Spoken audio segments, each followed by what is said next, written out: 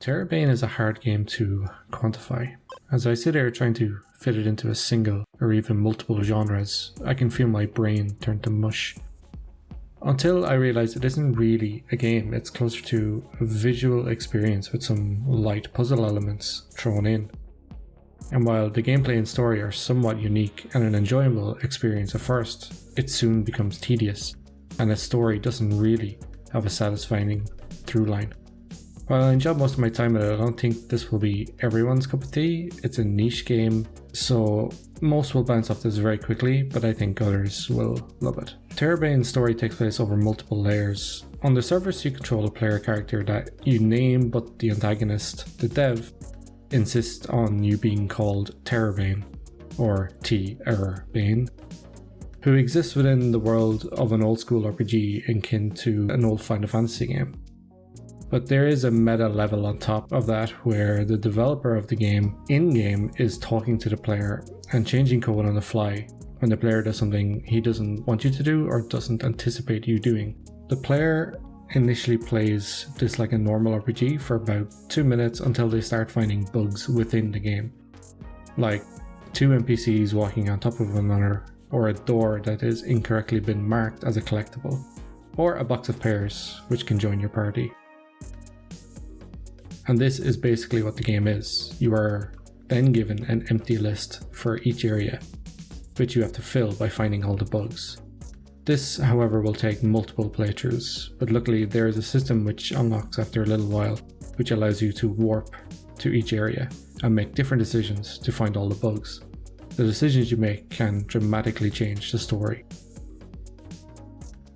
On my first playthrough I found a few bugs, and then I think I basically did what the game was telling me to and got the normal ending, which took about 2 hours to see credits. And the game booted me back to the menu and told me to go find more bugs and make different decisions.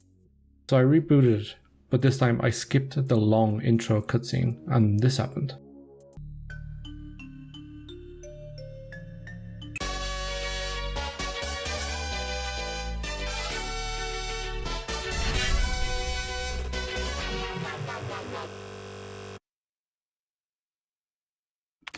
Did you just skip the intro? It took me 6 months to make it. With all the epic images, sound, sprites, and whatnot. Are you for real? You're like the worst player ever. I don't... Listen. Now you get back up there and watch the damn thing all the way to the end.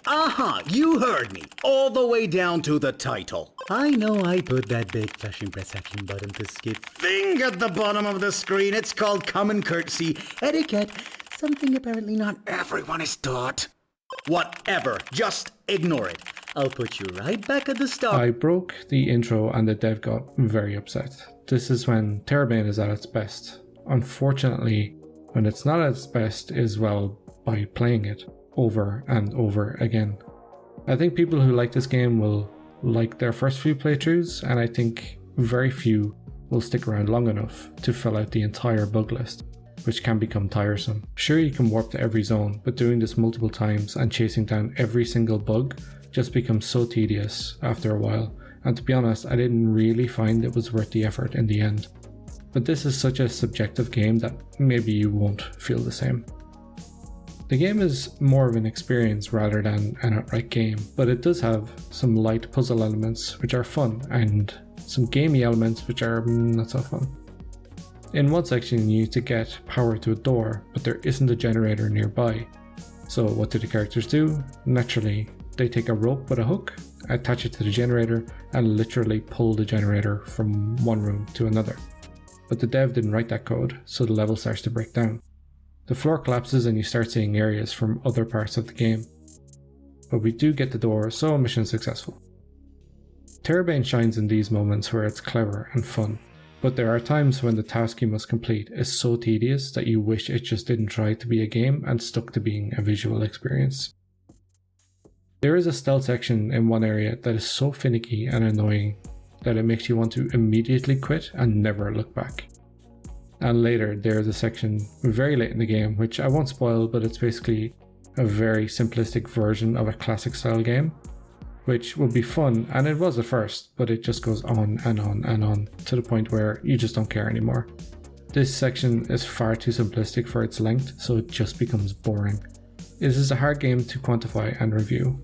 I'm fairly lukewarm on this, but I think there are people who will genuinely love it.